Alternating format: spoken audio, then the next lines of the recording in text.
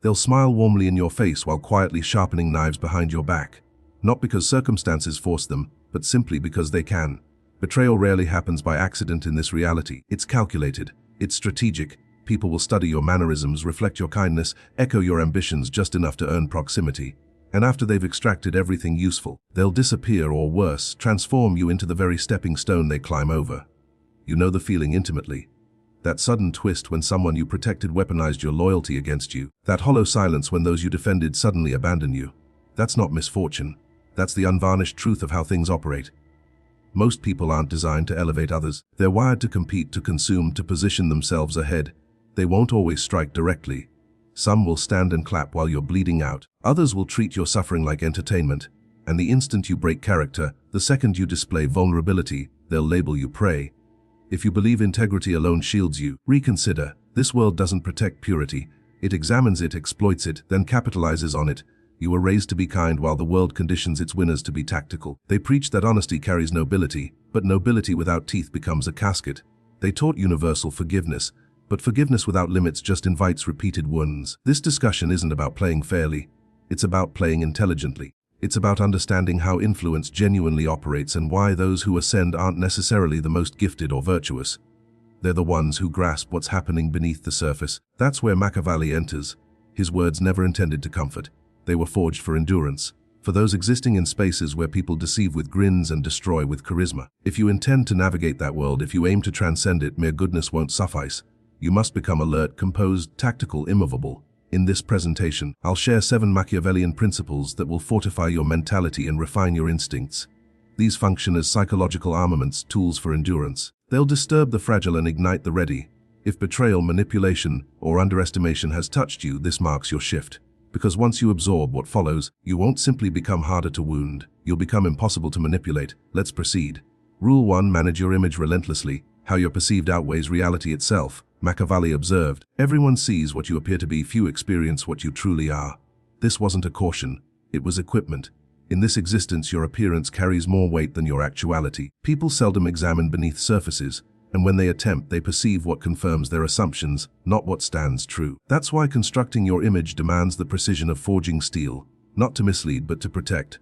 You might possess wisdom, strength, and potency, but appearing ordinary invites disposal. And that's precisely when they'll move against you. Your presentation isn't ornamental, it's concealment.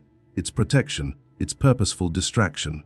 When people believe they've categorized you, their surveillance relaxes, and during that relaxation you advance. Stop displaying everything. Chess players don't broadcast their next move. They lure, they deceive, they ensnare. Your exterior should tell a story you've authored, a diversion, a barrier separating your true self from their assumptions. The less visible your authentic nature, the more untouchable you become. Cease explaining yourself. Each explanation creates vulnerability. Whenever you justify choices to those beneath your level, you grant them access to your thinking. Allow their judgments. Permit their gossip. Their noise becomes your concealment. Never plead for understanding. Truth isn't rewarded here. Illusion is. So craft yours carefully, intentionally, precisely. Become the most indecipherable presence. Maintain their uncertainty while you advance. Let them believe you're basic while you architect complexity. Transparency traps you. It's indulgence you cannot afford. The more they comprehend, the simpler predicting, pressuring, manipulating you becomes. Even unguarded kindness transforms into ammunition. Protect your interior. Restrain your feelings. Speak sparingly. Project stillness. Observe extensively. If they wish to undervalue you, permit it.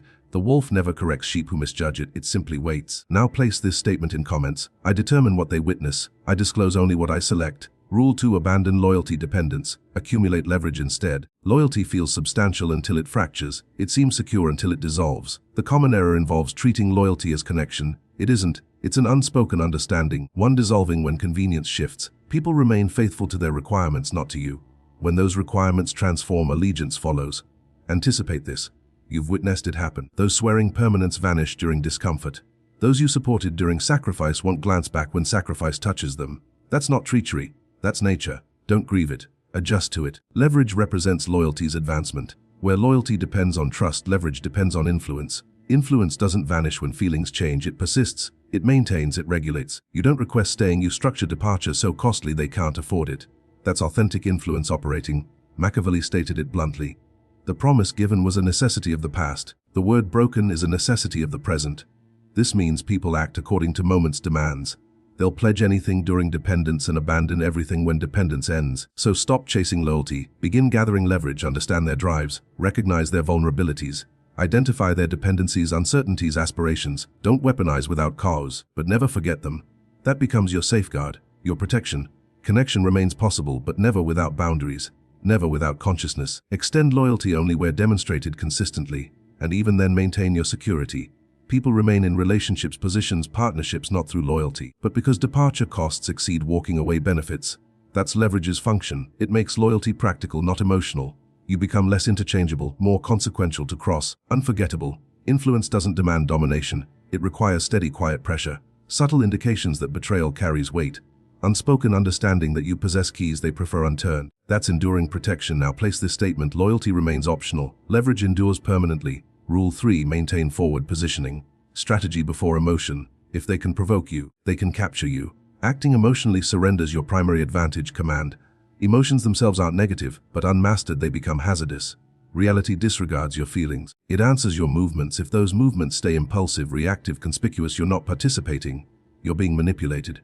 Strategic individuals don't respond ordinarily. They recognize patterns, monitor reactions, arrange exits before complications emerge.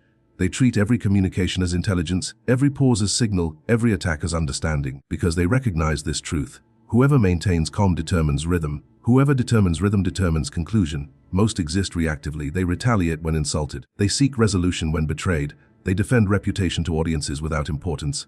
Actual players avoid emotional entrapment.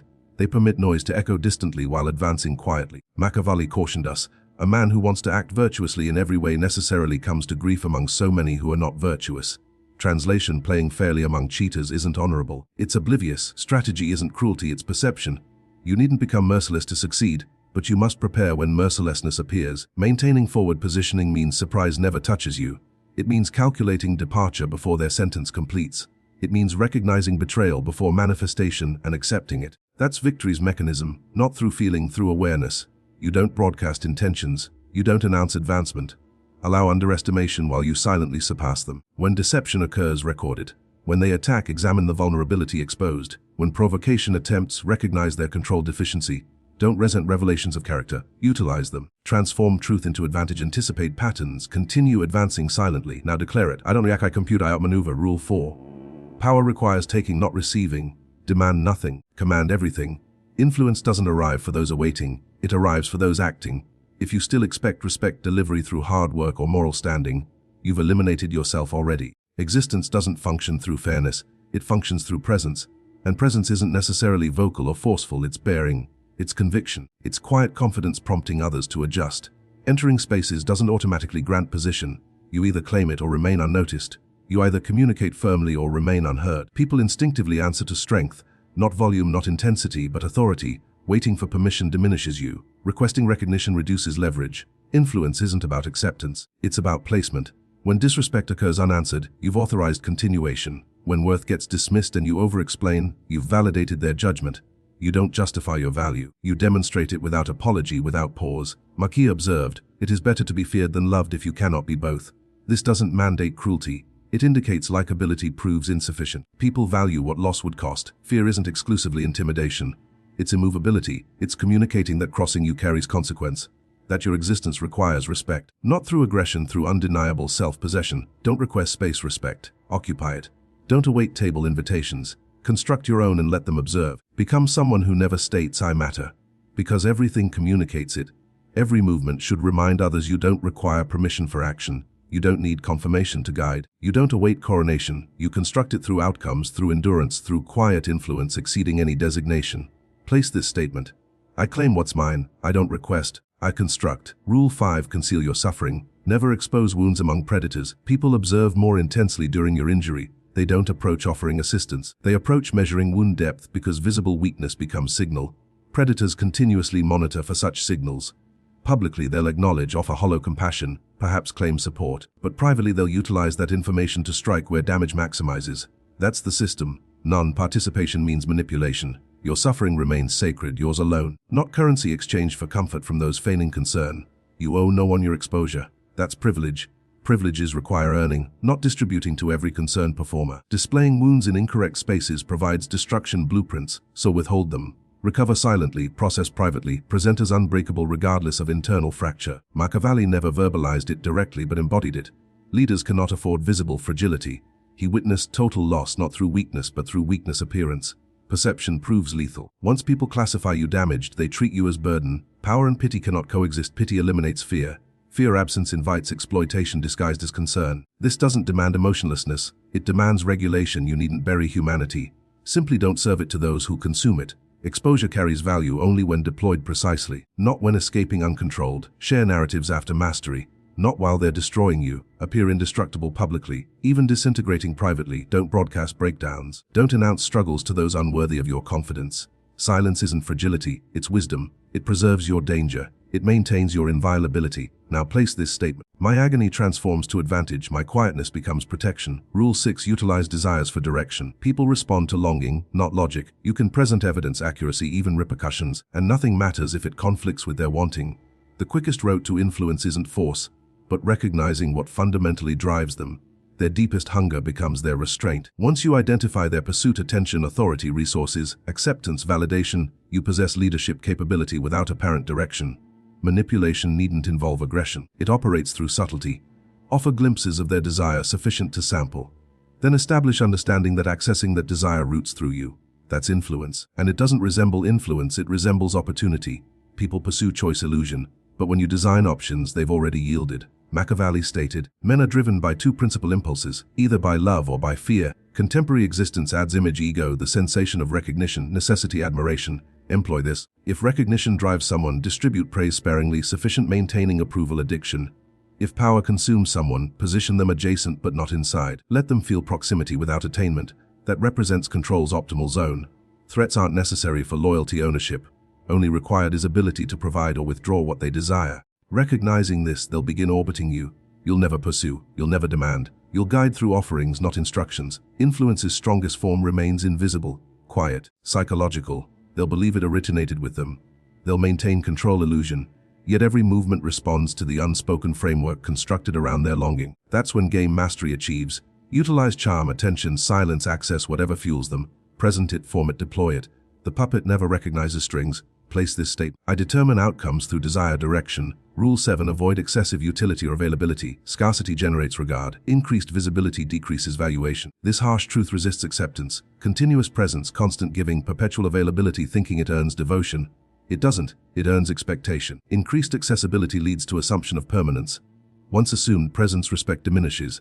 Words lose impact. Worth becomes invisible. You transform into background, reliable, interchangeable, unseen. And cruelly you train them toward this perception, not through value deficiency but through value oversaturation.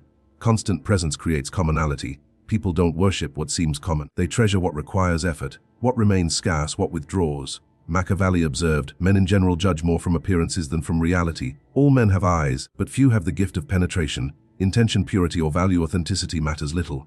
Excessive availability, appearance triggers importance downgrade. That's systemic operation. Appearance outweighs substance until scarcity compels attention toward previously ignored substance. Excessive utility transforms you into instrument. Instruments face replacement when alternatives emerge.